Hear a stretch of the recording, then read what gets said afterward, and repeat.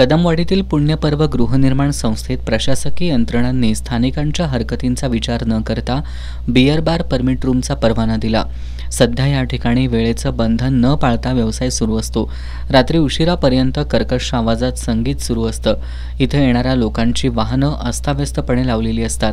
या सगळ्याचा रहिवाशांना त्रास होतो। विशेषतः महिला आणि मुलींना इथून ये-जा करताना अधिक त्रास होतोय।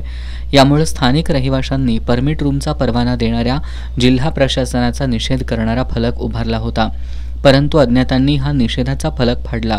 हा प्रकार लक्षात आल्यानंतर भारतीय महिला फेडरेशनच्या राज्याध्यक्षा कॉम्रेड स्मिता पानसरे यांच्या उपस्थितीत त्याच ठिकाणी जिल्हा प्रशासनाच्या निषेधाचा फलक उभारण्यात आला।